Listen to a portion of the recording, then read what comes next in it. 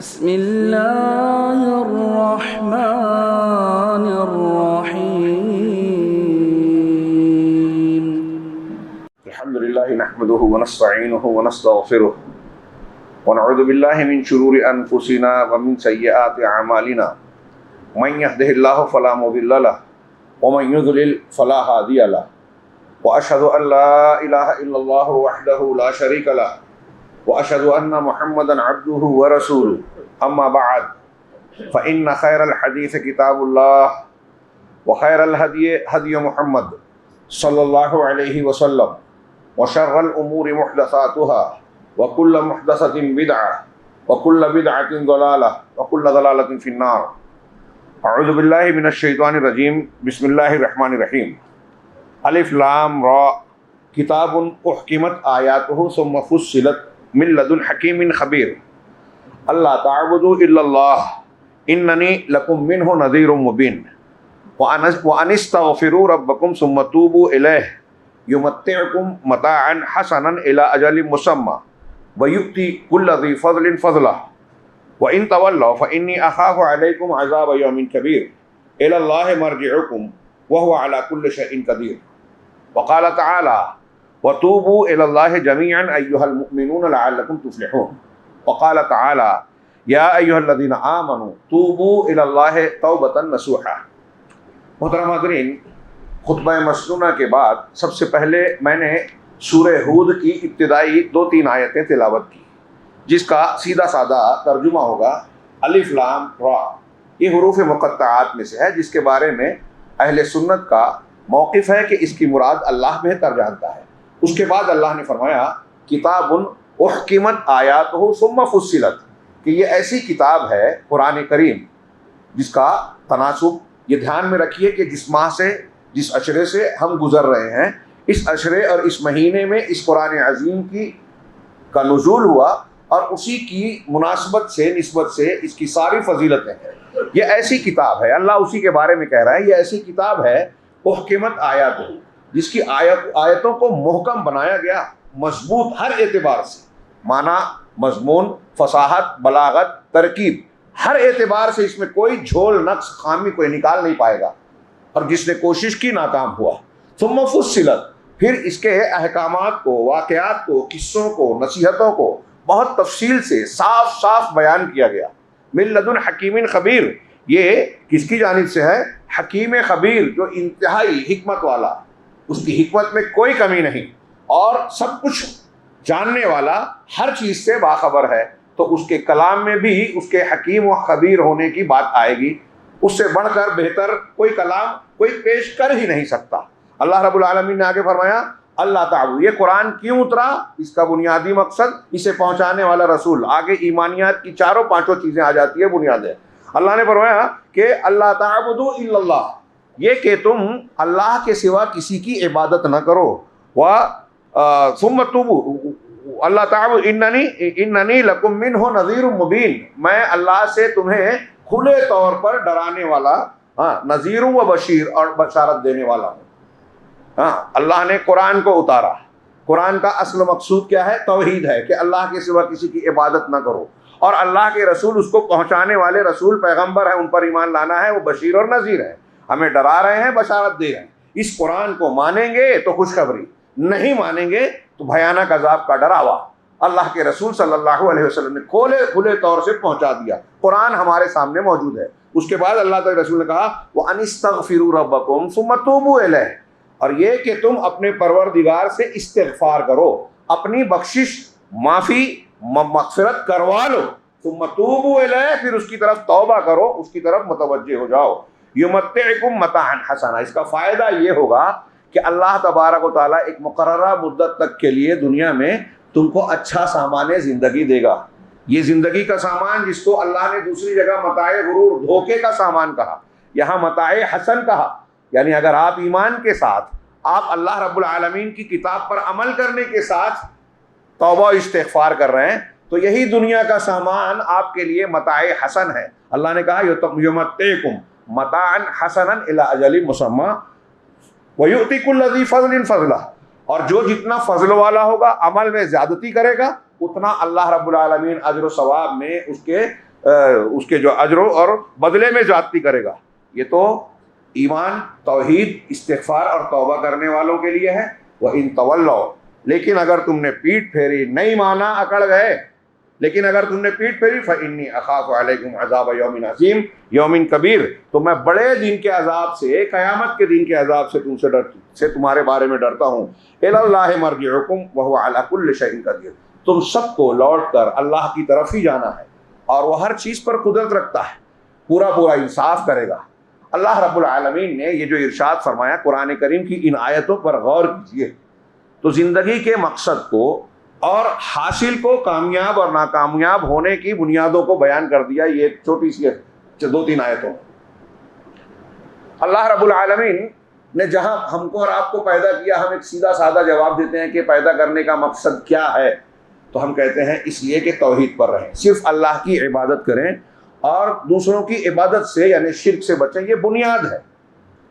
اگر ہم اسی بات کو یا اس کے ساتھ یہ جوڑ دیں کہ اللہ نے اس لیے پیدا کیا ہے کہ ہم توبہ استغفار کریں، تو یہ غلط نہیں ہوگا. کیسے؟ آپ اگر اللہ کے ناموں پر غور کریں، قرآن و حدیث کی نصوص پر غور کریں اور توبہ استغفار کے معنی کی وسعت پر غور کریں تو یہ بات سمجھ میں آئے گی. علامہ ابن قیم کہتے ہیں کہ توبہ کا معنی، مفہوم، اہمیت کو بہت سارے لوگ مسلمان سمجھتے ہی نہیں ہیں. اس کی کیا قدر و قیمت ہے، یہ اپنے اندر پورے دین کو سمیٹے ہوئے ہے، ایمان، احسان، اسلام سب اس میں سمٹا ہوا ہے. یہاں تک کہ غور کریں گے تو خود توحید بھی توبہ کے اندر آ جاتی ہے. بغیر توبہ کے توحید بھی مکمل نہیں ہوگی. چنانچہ آپ غور کیجئے، سب سے پہلے تو یہ دیکھیے کہ اللہ رب العالمین خود اپنے جو نام ہے، دنیا میں جو کچھ بھی ہو رہا ہے اگر غور سے دیکھیں تو اللہ تعالیٰ کے اسماء حسنہ اور صفات علیہ، اس کی جو خوبیاں ہیں، اس کے جو کمالات ہیں، اس کے نتائج ہیں، اس کے تقاضے ہیں، دنیا میں جو کچھ بھی ہو رہا ہے. اب اس اعتبار سے آپ غور کیجئے کہ اللہ کے ناموں میں ایک ہے الغفار، بہت بخشنے والا. الغفور یہ بھی مبالغے کا صیغہ، خوف بخشش کرنے والا، معاف کرنے والا. التواب بہت توبہ کرنے والا، توبہ کو قبول کرنے والا. ہاں، اللہ رب العالمین کا ایک نام ہے عفو، العفو، اللہم انک عفو تحب العفو فاعف عنی، ہم کہتے ہیں عفو، معاف کرنے والا، خوب معافی دینے والا. یہ اللہ کے نام ہیں اور اللہ کے جو نام ہیں ان ناموں کے تقاضے اور اثرات بھی ظاہر ہوں گے. اللہ توبہ کو پسند کرتا ہے، استغفار کو پسند کرتا ہے، بخشش کرتا ہے. دنیا کے اندر برائیوں کے پیدا کرنے کی حکمتوں میں سے ایک حکمت یہ بھی اہل علم نے بیان کیا کہ اللہ کو توبہ پسند ہے. اب اگر لوگ گناہ نہیں کرتے تو توبہ کہاں سے کرتے، شرمندہ کہاں سے ہوتے، اشک ندامت کیسے بہاتے، ندامت کے، شرمندگی کے آنسو کیسے بہاتے، اللہ کے سامنے گڑ گڑاتے کیسے، جو اللہ کو بہت پسند ہے. اللہ کے رسول صلی اللہ علیہ وسلم کی ایک حدیث میں، مسلم شریف کی حدیث میں اللہ کے رسول نے فرمایا لو لم تذنبوا لذهب الله بكم ولجاء بقوم يذنبون فيستغفرون الله فيغفر لهم. غضب کی بات. اللہ کے رسول نے فرمایا کہ اگر تم گناہ نہیں کرو گے، گناہ کرنا چھوڑ دو گے تو اللہ تم کو ختم کر دے گا، تمہیں ختم کر دے گا، کیونکہ فرشتے تو بغیر گناہ والے موجود ہیں. تو اب تم کو کس مقصد سے پیدا کیا؟ آزمائش کے لیے. آزمائش میں نیکی اور برائی دونوں کا تقاضا ہمارے اندر موجود ہے. اللہ نے کہا اگر تم گناہ نہیں کرو گے، تم سے سرزد نہیں ہوگا تو اللہ تمہیں ختم کر دے گا.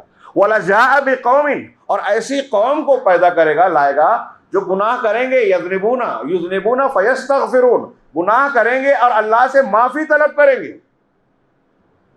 اور اللہ ان کی بخشش کرے گا. اس کا یہ مطلب کوئی نہ نکالے نوجوانوں میں کہ دیکھیے اللہ نے تو پیدا ہی کیا اس لیے کہ ہم گناہ کریں.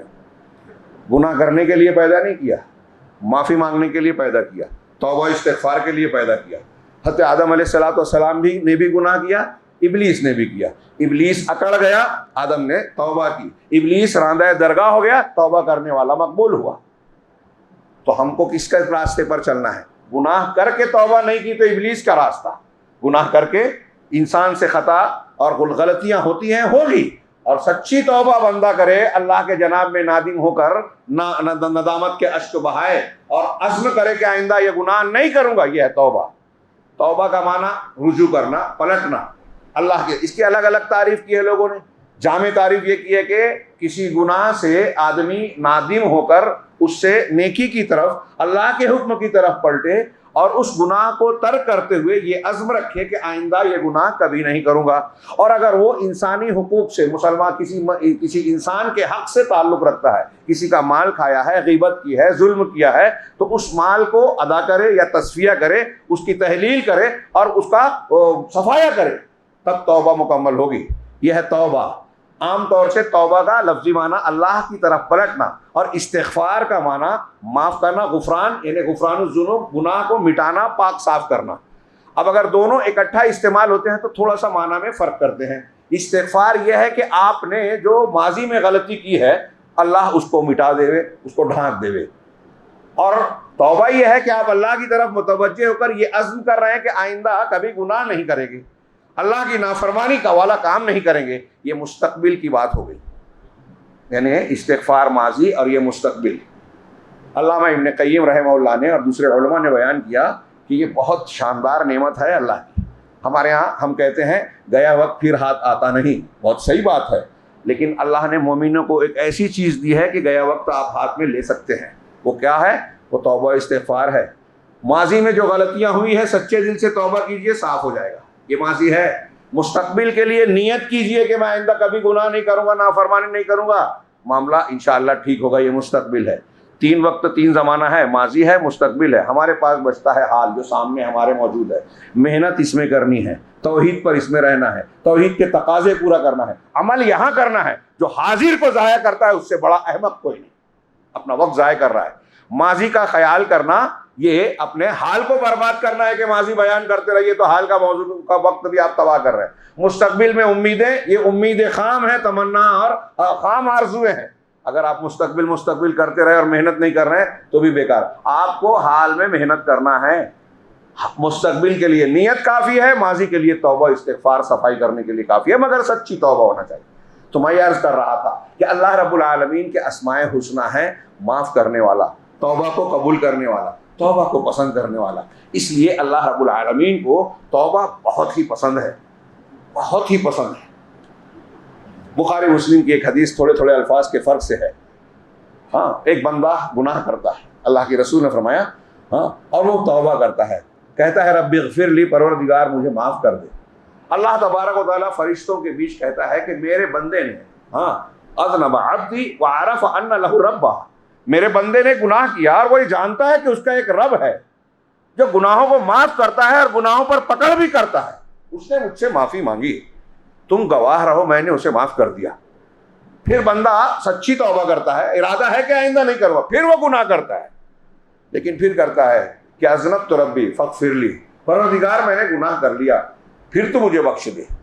اللہ تعالیٰ فرشتوں سے پھر سے کہتا ہے میرے بندے نے پھر گناہ کیا، لیکن وہ جانتا ہے، اس معرفت رکھتا ہے کہ اس کا رب ہے جو پکڑتا بھی ہے، چھوڑتا بھی ہے، معاف کرتا ہے۔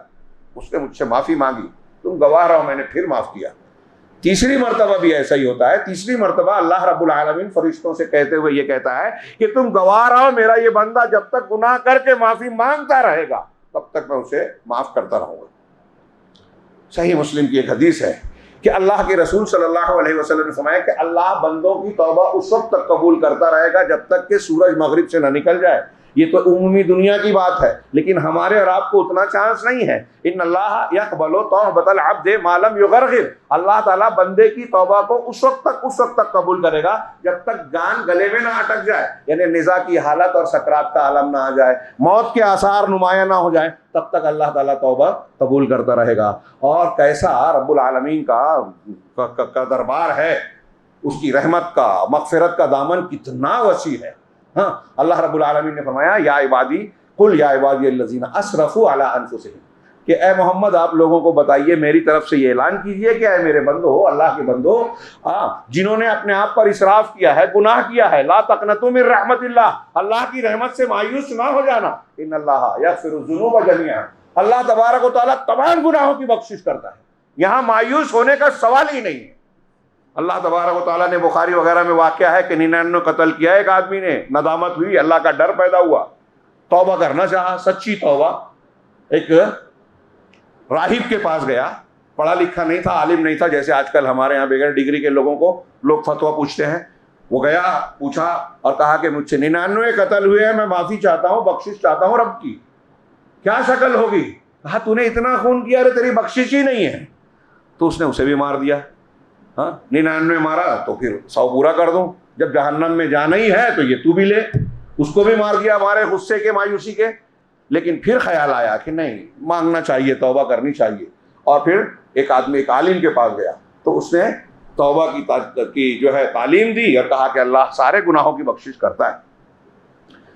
تم ایسا کرو کہ گناہ گار لوگوں کی بستیوں میں ہو, جو لوگ کچھ لوگ کھڑے ہوئے ہیں آگے, اگر گنجائش ہے تو لوگ آگے بڑھ جائیں, کھڑے رہنے والے بیٹھ جائیں. ہاں, اور مسجد میں جمعہ کے مسجد کے آداب میں سے ہے کہ ہمیں پہلے آگے کی جگہ بھرنی چاہیے. میں محسوس کرتا ہوں کہ ہمارے یہاں لوگ باتیں سننے کے بعد بھی ایسا لگتا ہے ماننے کو تیار نہیں ہوتے.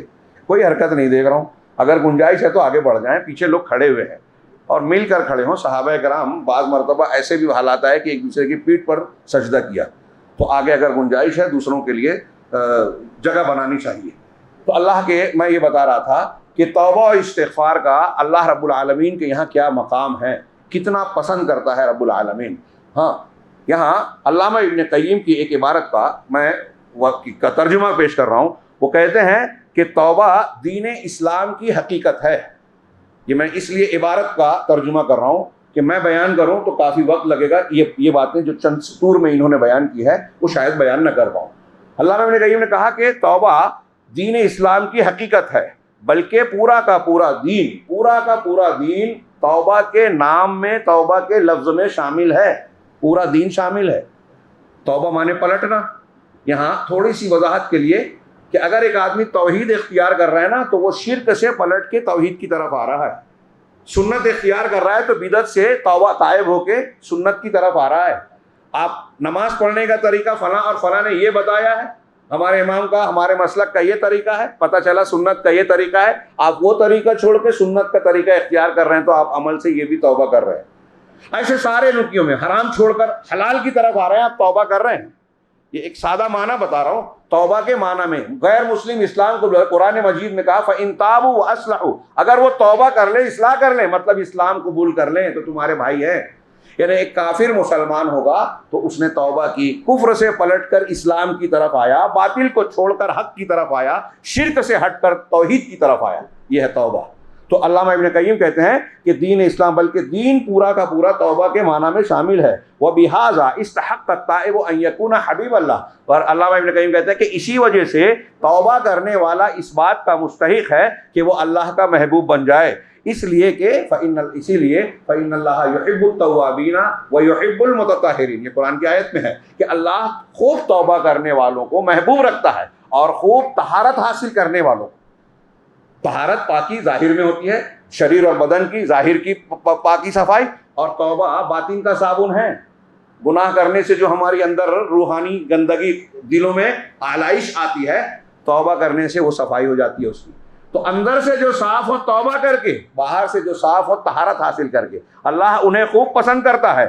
اور اللہ کہا کہ اللہ تعالیٰ ان کو پسند کرتا ہے جو اللہ کے احکامات کی پیروی کرتے ہیں. اللہ نے جو کچھ حکم دیا ہے, حکم جو دیا گیا ہے بندے اس کی تعمیل کریں, اور جس سے منع کیا ہے اس سے رک جائیں. تو توبہ جو ہے اللہ تبارک و تعالیٰ کی طرف رجوع کرنا ہے ان چیزوں سے ظاہراً اور باطناً جن کو اللہ ناپسند کرتا ہے, ان چیزوں کی طرف جن کو ظاہراً اور باطناً اللہ پسند کرتا ہے.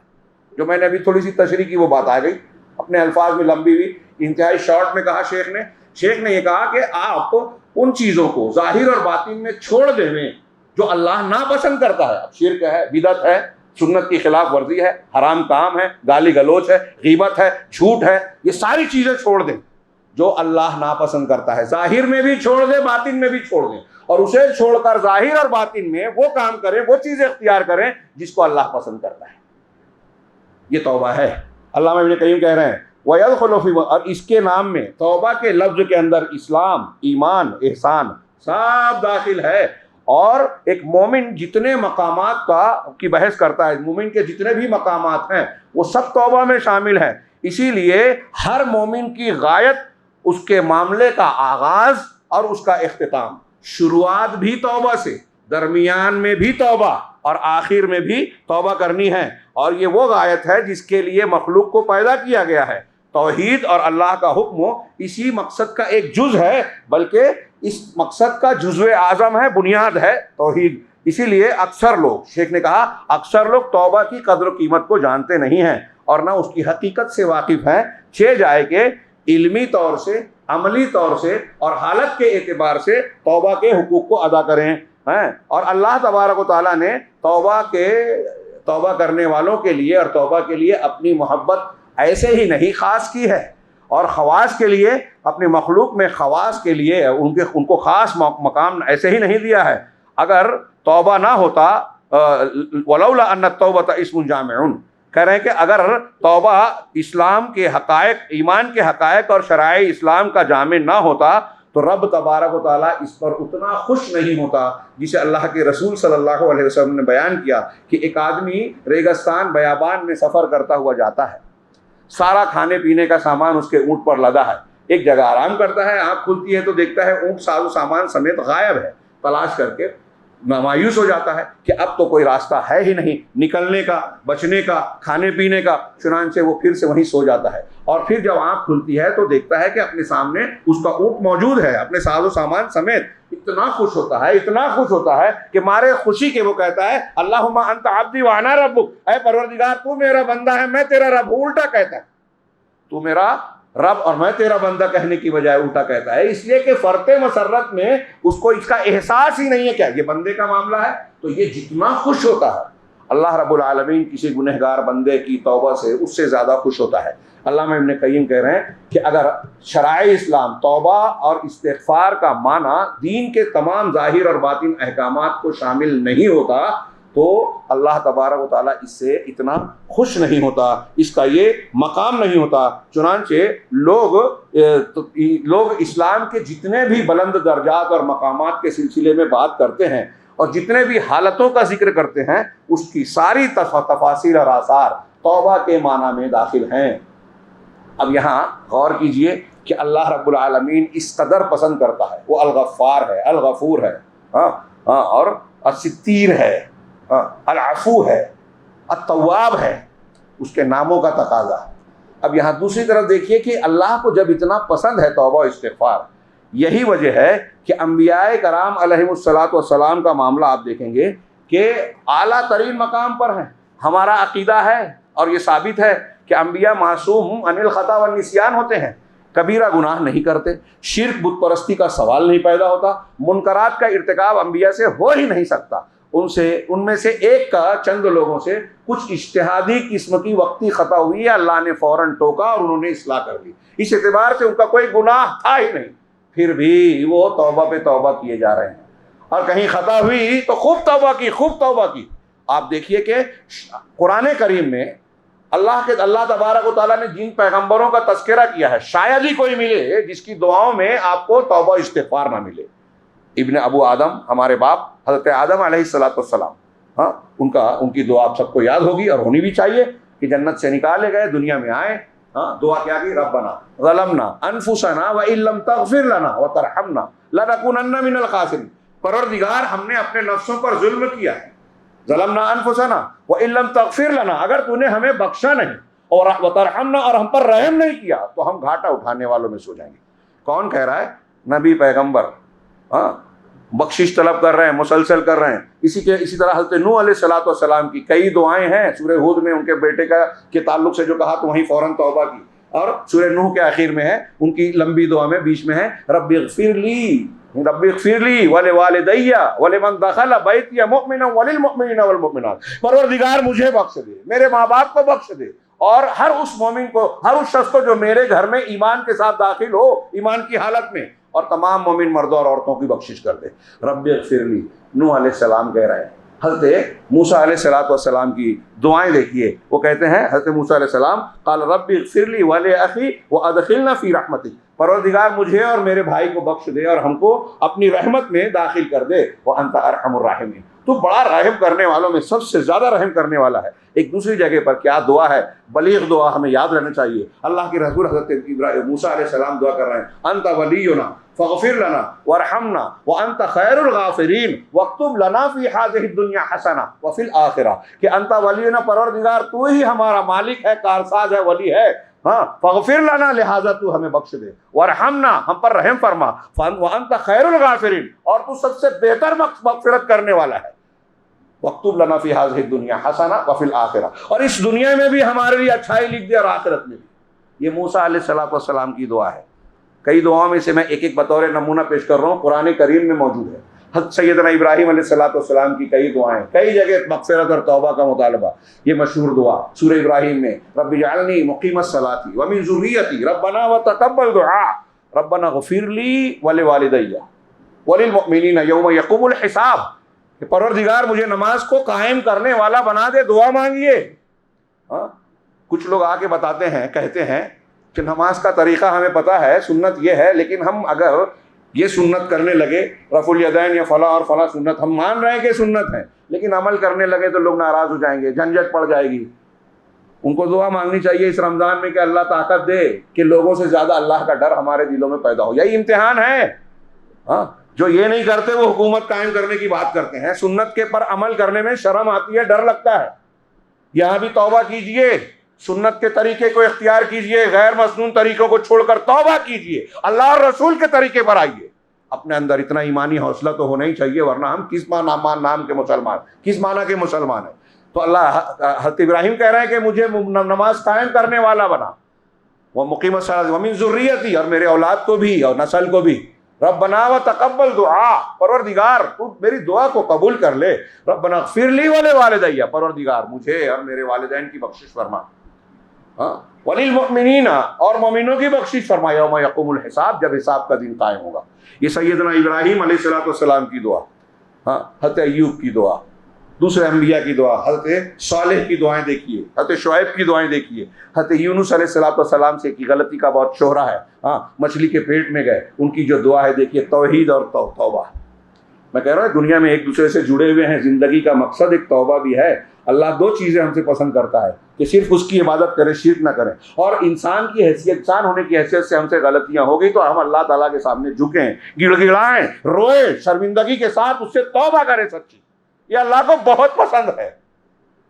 لہذا انبیاء کرام اللہ کی اس پسندیدہ عبادت کو انجام دے رہے ہیں، گناہ صاف ہے پھر بھی توبہ، کیونکہ یہ ایک عبادت ہے اور اللہ کو پسند ہے۔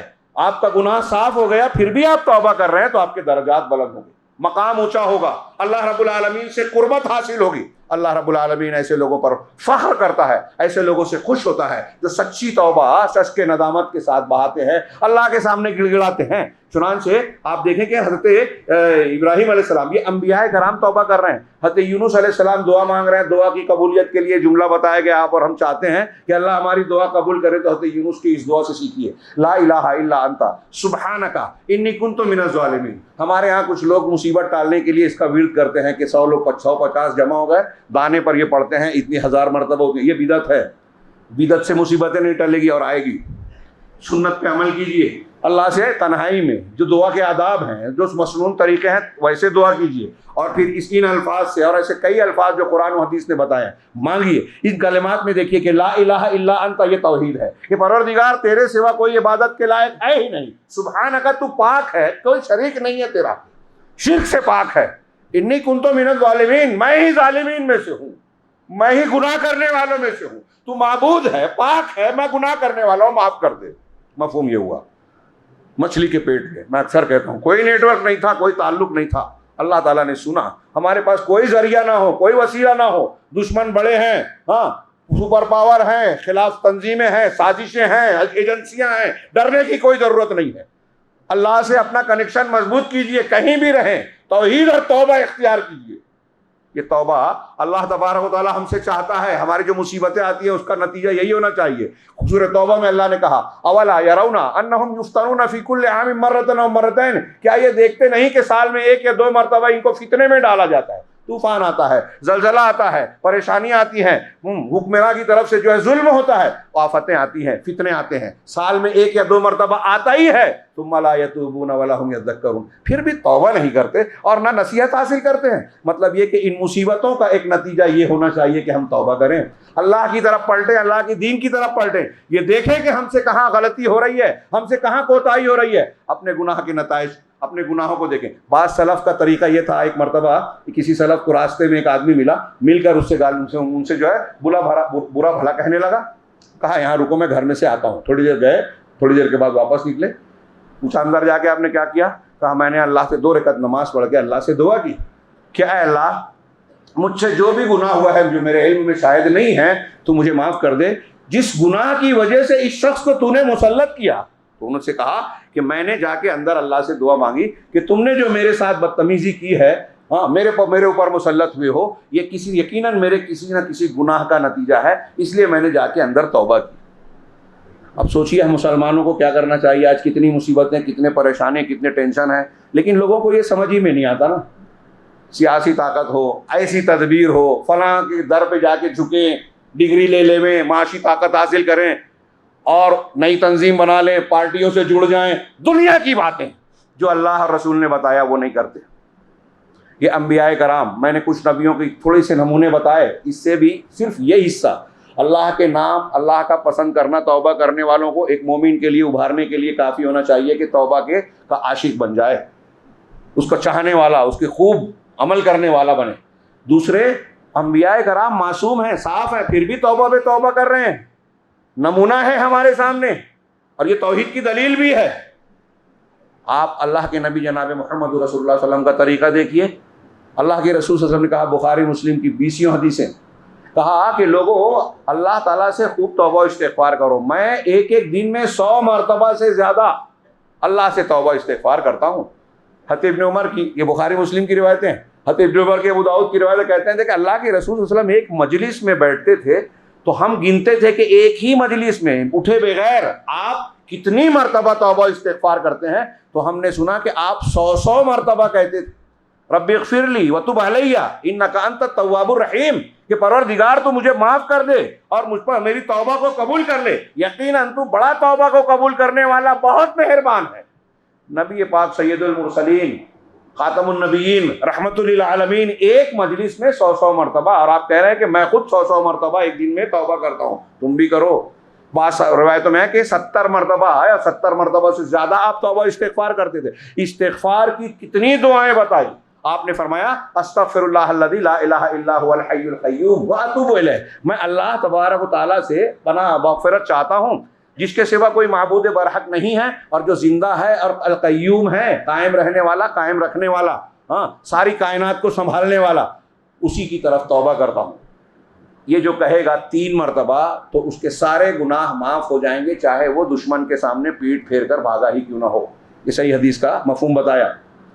سید الاستغفار اگر میں ترجمہ کروں تو اس کا معنی مفہوم، جس کو استغفار کا سید کہا گیا، اللہم انت ربی وانا عبدک خلقتنی وانا عبدک، اللہم انت ربی لا الہ الا انت خلقتنی وانا عبدک. پوری پڑھیے. توحید ہے، گناہ کا اعتراف ہے، بخشش کا مطالبہ ہے. اللہ رب العالمین پر تکیہ ہے کہ تیرے سوا کوئی گناہ بخش ہی نہیں سکتا. توحید اور استغفار آ گئی. سید الاستغفار ہے. جو یہ پڑھ کے سو گیا، مر گیا تو فطرت پر جنت میں جائے گا، فطرت پر مرے گا. صحیح حدیث ہے، بخاری کی روایت ہے. سید الاستغفار نبی کریم صلی اللہ علیہ وسلم نے یہ بتایا. اب آپ دیکھیے کہ ابھی علامہ ابن قیم کے قول میں ہم نے پڑھا کہ ابتدا بھی توبہ، سورہ توبہ میں التائبون العابدون الحامدون السائحون، جو مسلمانوں کے اسٹیپس بتائے ہیں نوجوانوں کی اصلاح یا مسلمان کی تربیت کے لیے، اسٹارٹ توبہ بتایا. تو آغاز بھی توبہ ہے کہ آپ شرک گناہ سے توبہ کر کے اللہ کے ساتھ عہد و پیمان کریں کہ دین پہ چلیں گے. اختتام بھی توبہ ہونا چاہیے. اعمال کے اخیر میں آپ دیکھیں کہ اکثر بیشتر جگہ اللہ تبارک و تعالیٰ نے، رسول اللہ صلی اللہ علیہ وسلم نے ہم کو توبہ کی تعلیم دی ہے. مثال کے طور پہ نماز کے اخیر میں جب آپ نماز پڑھ رہے ہیں تو آخر میں، آخری تشہد میں آپ کو درود وغیرہ کے بعد جو کیا پڑھ رہا ہے، اللہم انی ظلمت نفسی ظلما کثیرا ولا یغفر الذنوب الا انت، اے اللہ میں نے اپنے نفس پر بہت ظلم کیا ہے اور تیرے گناہوں کو تیرے سوا کوئی نہیں معاف کر سکتا، فاغفر لی انک انت الغفور الرحیم. دیا دعائے معصور کہتے ہیں، معاف کر دے تو بہت بخشنے والا، رحمت کرنے والا ہے. پھر اور بھی دعا بتائی ہے سلام پھیرنے سے پہلے، تو اس میں ایک یہ بھی ہے کہ اللہم اغفر لی ما قدمت وما اخرت، جو میں نے آگے کیا، جو پیچھے گناہ کیا پروردگار اسے بخش دے. وما اسررت وما اعلنت، جو میں نے چھپ کر کیا، جو اعلان کیا، کھل کر کیا. وما انت اعلم بہ منی، اور وہ گناہ جو مجھ سے زیادہ تو جانتا ہے. ہم بہت سے اپنے گناہ کو نہیں جانتے. اللہ کے رسول نے سکھایا جو میں نہیں جانتا وہ بھی تو معاف کر دے. انت المقدم وانت المؤخر لا الہ الا انت. تو ہی مقدم ہے آگے کا ہے, تو ہی پیچھے کا ہے, مؤخر ہے, اور تیرے سوا کوئی معبود نہیں.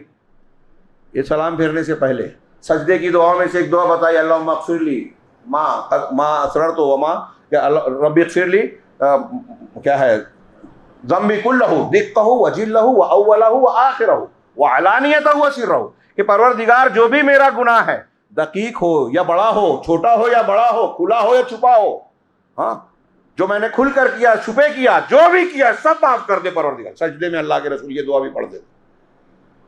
سلام پھیرنے کے بعد استغفر اللہ کہتے تھے. ہاں حج کے آخر میں کہا, آخر کے اعمال میں ثم افیضوا من حیث افاض الناس واستغفر اللہ ان اللہ غفور رحیم.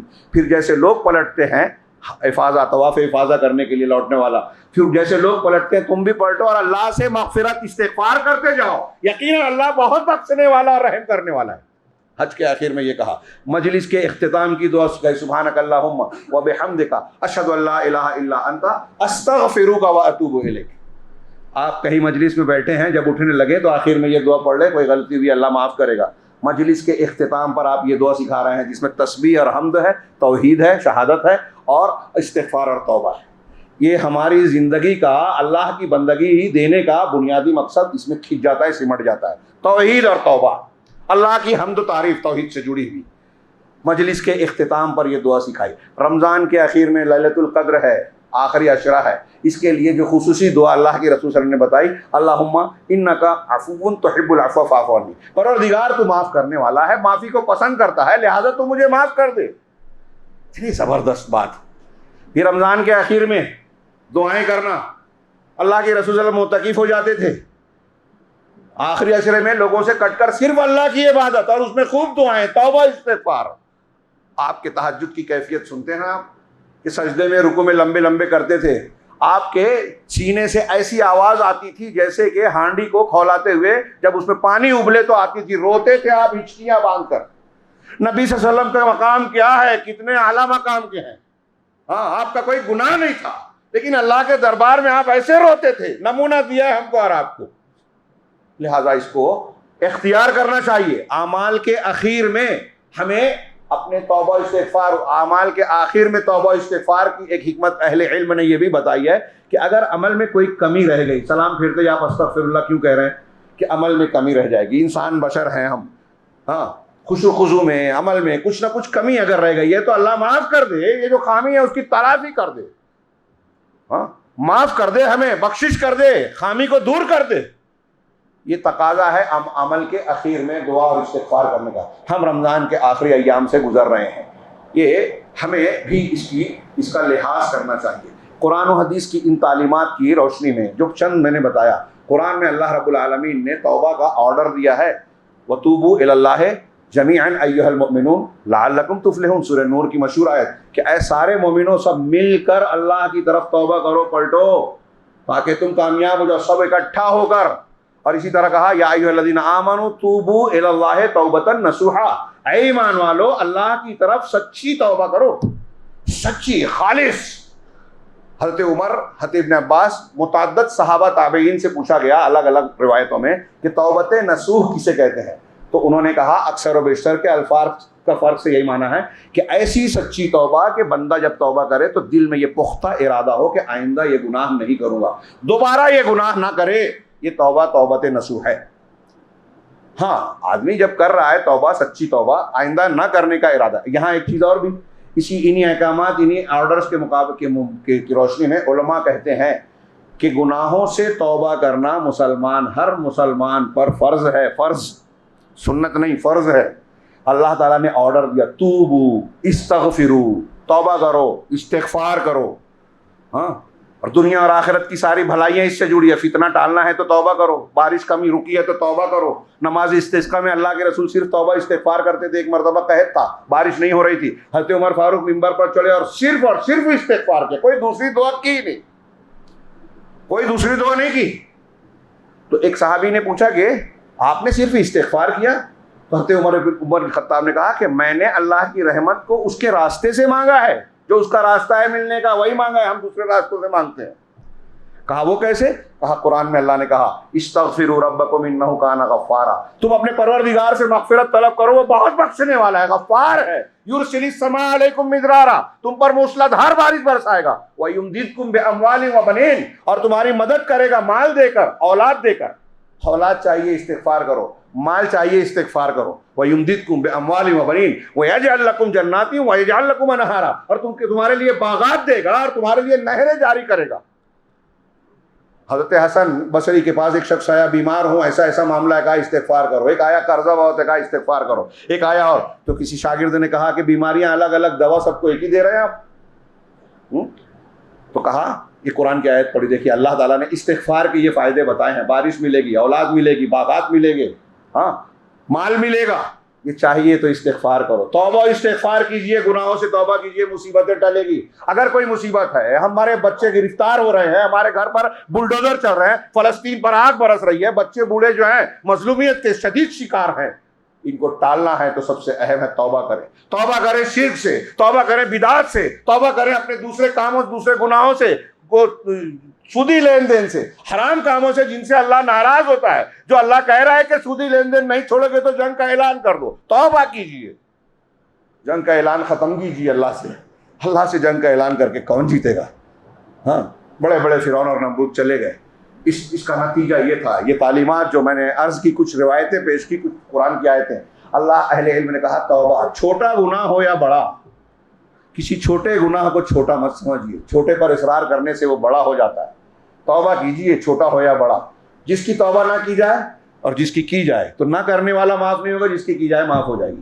لیکن جن کی ہم نہیں کرتے ہیں، جیسے چاہتے ہیں کہ نہیں ابھی کرنا ہے، اور ابھی پورے 99 چوہے نہیں ہوئے، 100 سینچری پوری کرنی ہے، پھر حج کرنے جائیں گے، جیسا کہ ہمارے یہاں محاورہ ہے، جوانی میں عیش کر لیں، بڑھاپے میں جو ہے توبہ کر لیں گے، اعتکاف کر لیں گے، جب کوئی کام دھندہ رہے گا نہیں، یہ نہیں چلے گا۔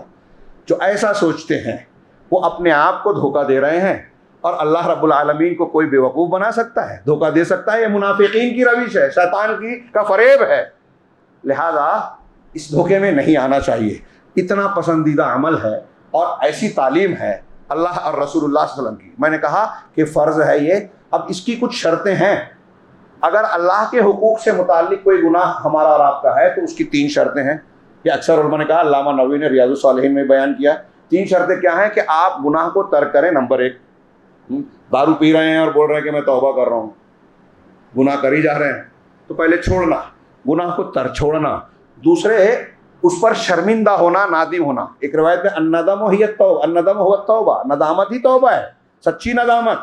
تو ندامت ہو، پھر آئندہ کبھی گناہ نہ کرنے کا عزم، پختہ ارادہ کہ میں نہیں کروں گا، بعد میں ہو جائے الگ بات، لیکن جس وقت آپ توبہ کر رہے ہیں اس وقت دل میں پختہ ارادہ ہونا چاہیے کہ دوبارہ نہیں کروں گا۔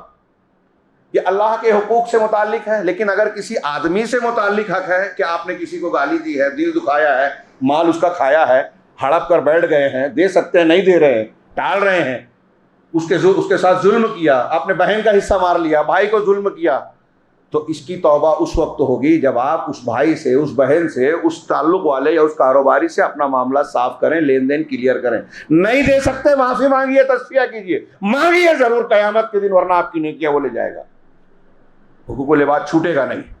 سب سے بڑا گناہ شرک، اور حقوق العباد کے معاملے میں جو ہے صفائی ہونا، توبہ کا یہ حق پورا کرنا بہت ضروری ہے۔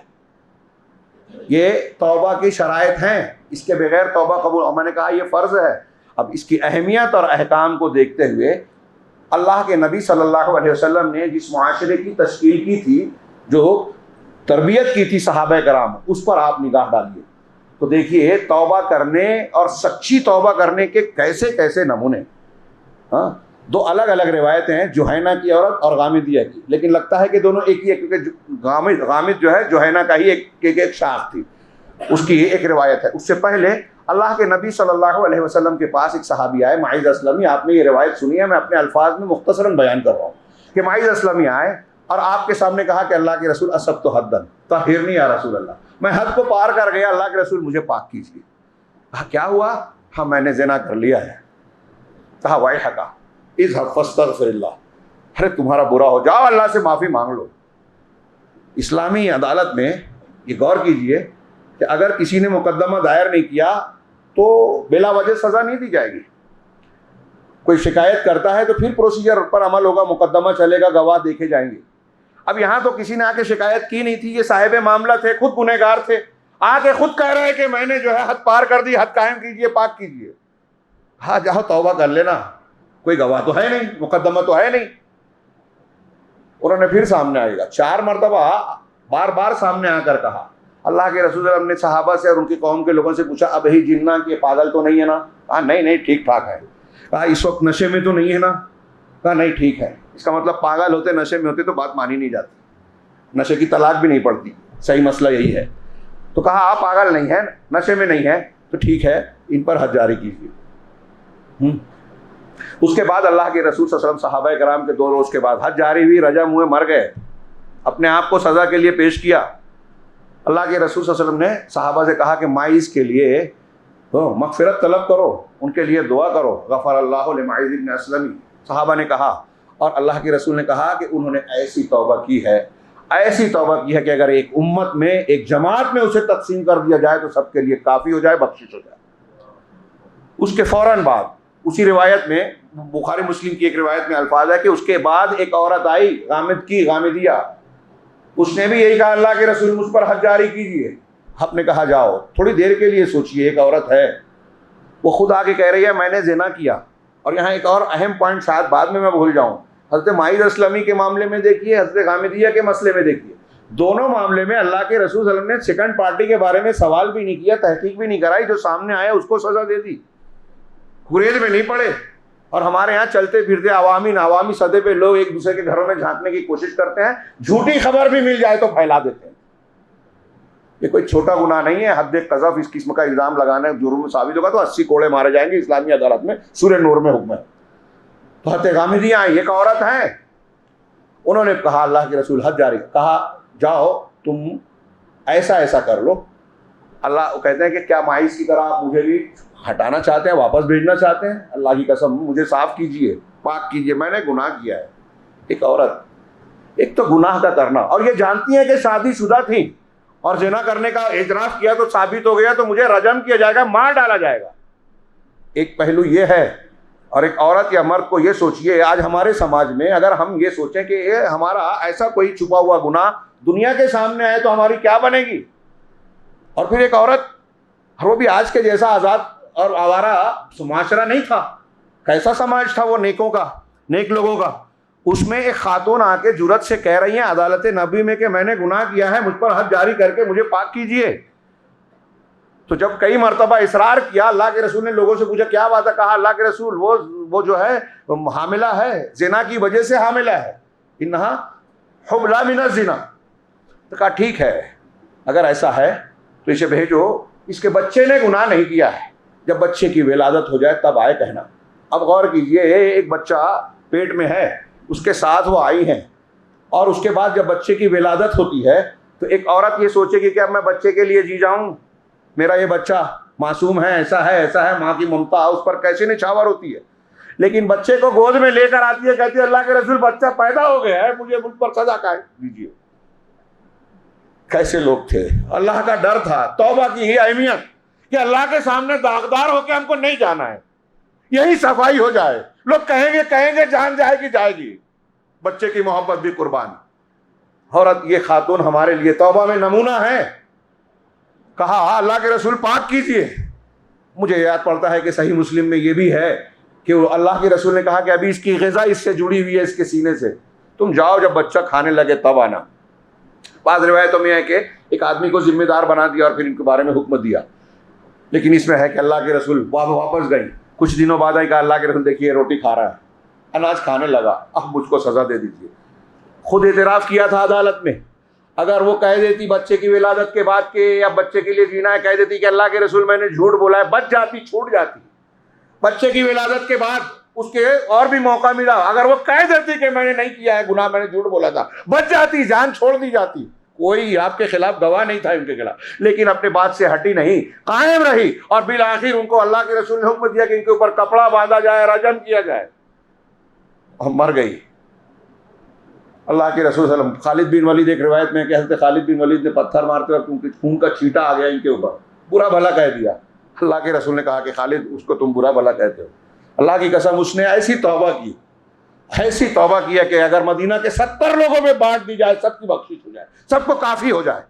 اور جوہینہ کی خاتون کے بارے میں ہے کہ ان کے بارے میں بھی یہی کہا، اللہ کے رسول نے اس کو رجم کروایا اور پھر اس کے بعد نماز جنازہ پڑھی، کبیرہ گناہ کیا تھا لیکن توبہ کر لی، صاف ہو گیا۔ ہمارے یہاں لوگ بیان کرتے پھریں گے، تاریخ اور ریکارڈ بنا دیں گے، اس کی نسلوں کو بنا دیں گے، اس کی ماں ایسی تھی۔ اللہ کے رسول صلی اللہ علیہ وسلم نے نماز جنازہ پڑھائی، جب آپ نے پڑھا لی تو حضرت عمر نے کہا کہ اللہ کے رسول انتا تصلی علیہا وہی زنت، کہ اس عورت نے زنا اور بدکاری کی اور آپ اس پر نماز جنازہ پڑھ رہے ہیں۔ حضرت عمر سے اللہ کے رسول نے کہا کہ انہا طابت توبتن لو قسمت بین 70 من اہل المدینہ لوسعتہم، اس نے ایسی توبہ کی ہے کہ اگر مدینہ کے 70 لوگوں میں بانٹ دی جائے سب کو کافی ہوگی۔ اور ایک اس کی توبہ، اس سے بڑھ کر افضل فضیلت والی بات کیا ہو گیا ہے عمر، کہ اس نے اپنی جان کو اللہ کے لیے قربان کر دیا، اللہ کی سزا کو گلے لگایا، جان کی پرواہ نہیں کی، بچے کی بھی پرواہ نہیں کی۔ یہ توبہ اللہ کے رسول کے صحابہ کرام وہ کیسے مانتے تھے؟ ایک لمبا واقعہ توبہ کا، میں نے وقت زیادہ مانگا تھا اور شاید اس واقعے پہ میں بات کو سمیٹوں گا، بہت غور سے سنیے۔ سورہ توبہ میں اس واقعے کی طرف اشارہ ہے، لقد تاب اللہ علی النبی والمہاجرین والانصار الذین اتبعوہ فی ساعۃ العسرہ، کہ جنہوں نے تنگی کی گھڑی میں نبی کا ساتھ دیا، اللہ تعالیٰ اس نبی اور مہاجرین اور انصار پر متوجہ ہوا۔ اللہ نے توبہ کی یعنی اللہ متوجہ ہوا رحمت کے ساتھ، ہاں، جنہوں نے تنگی کی گھڑی میں ساتھ دیا۔ تنگی کی گھڑی کون سی تھی؟ غزوہ تبوک 9 ہجری میں، مدینہ سے لمبا سفر تھا۔ حضرت عبداللہ بن کعب بن مالک، بخاری اور مسلم کی لمبی روایت ہے، حضرت عبداللہ کہتے ہیں کہ میرے ابا حضرت کعب بن مالک نے، جبکہ وہ نابینا ہو گئے تھے، میں ان کا رہبر تھا، ان کو ساتھ لے کے چلتا تھا بڑھاپے میں، تو انہوں نے اپنی توبہ کا واقعہ مجھے بیان کیا، اور انہوں نے بیان کیا، میں اپنے الفاظ میں اختصار کے ساتھ بیان کر رہا ہوں۔ وہ کہتے ہیں کہ میں اللہ کے نبی جس دن سے میں نے اسلام قبول کیا، کبھی بھی اللہ کے رسول صلی اللہ علیہ وسلم سے کسی غزوے میں پیچھے نہیں رہا۔ ہاں، میں بیعت عقبہ میں جو چھپ کر انصار میں اللہ کے رسول صلی اللہ علیہ وسلم کے ہاتھ پر مینا کی گھاٹیوں میں بیعت کی تھی، اس میں شریک تھا، بیعت عقبہ ثانیہ میں۔ ہاں، میں بدر میں شریک نہیں ہو سکا، اور اس کی وجہ یہ تھی کہ بدر کا معاملہ جو پیش آیا وہ اللہ کے رسول صلی اللہ علیہ وسلم اور آپ کے رفقا قافلے کے پیچھے گئے تھے۔ پہلے سے کسی کو یہ معلوم نہیں تھا کہ دشمن سے مٹ بھیڑ اور جنگ ہونے کی بات ہونے والی ہے، نوبت آنے والی ہے۔ آپ قافلے کے پیچھے گئے اور پھر اللہ تعالیٰ نے بغیر کسی پہلے کے پروگرام، منصوبے اور وعدے کے دونوں جماعتوں کو اکٹھا کر دیا۔ اسی لیے غزوہ بدر میں جو صحابہ شریک نہیں ہو سکے ان کی کوئی سرزنش بھی نہیں کی گئی، لیکن کہہ رہے ہیں کہ غزوہ بدر کا ذکر لوگوں میں زیادہ ہے، مشہور ہے، لیکن میں بیعت عقبہ میں حاضر تھا، اور میں یہ پسند نہیں کرتا کہ عقبہ کی حاضری کے مقابلے میں بدر میں حاضر رہتا۔ ہاں، میں بدر کے حاضر نہیں تھی، مجھے اس سے زیادہ یہ پسند ہے کہ میں عقبہ میں حاضر تھا۔ یہ کوئی چھوٹی بات نہیں تھی یہ بھی۔ ہاں، جب اللہ کے رسول صلی اللہ علیہ وسلم کا ساتھ دینے والے آپ چھپ چھپ کر مل رہے ہیں ان سے مکہ کی وادیوں میں، اس وقت ساتھ دیا۔ ہاں، اس وقت یہ بیعت کی کہ آپ ہمارے یہاں آئیے، جان مال اور اپنے بال بچوں سے بڑھ کر آپ کا دفاع کریں گے، کیا ملے گا ہمیں؟ اللہ کے رسول نے کہا جنت، بس کافی ہے، پوری عرب سے پوری دنیا سے جنگ کرنے کے لیے تیار ہیں ہم آپ کے لیے۔ یہ انصار کا جذبہ قربانی، اور پھر آگے انہوں نے اپنے کردار سے پیش بھی کیا۔ تو حضرت کعب کہتے ہیں کہ میں اس میں شرکت کو پسند کرتا ہوں، اگرچہ بدر کا ذکر لوگوں میں زیادہ ہے۔ پھر اس کے بعد وہ کہتے ہیں کہ اس کے بعد اللہ کے نبی صلی اللہ علیہ وسلم نے تبوک کا جب اعلان کیا تو سفر بہت لمبا تھا، یہ میں تبوک میں شریک نہیں ہو سکا، حالانکہ اس وقت میرے پاس سواریاں تھیں، میں سب سے اچھی حالت میں تھا اب تک کی۔ اللہ کے رسول نے اعلان کیا غزوہ تبوک کا، اور آپ کا عام طور سے یہ طریقہ تھا کہ جب جنگ کے لیے جانا ہوتا تو لوگوں کو توریہ کرتے، یعنی جانا ہوتا ایک مشرق کی طرف تو بتاتے مغرب کی طرف، تاکہ دشمن کو خبر نہ ہو اور غلط فہمی ہو اور وہ گھات نہ لگائے۔ تو یہ ایک چال ہوتی تھی، لیکن چونکہ تبوک کا سفر بہت طویل تھا، مدینہ سے تبوک 800-900 کلومیٹر ہے، پھر اس زمانے میں بہت شدید گرمی تھی، لوگوں کے لیے دقت اور پریشانی کا معاملہ ہو سکتا تھا، اسی لیے اس کو قرآن نے بھی ساعۃ العسرہ کہا ہے، تنگی والی گھڑی، تنگی کا وقت۔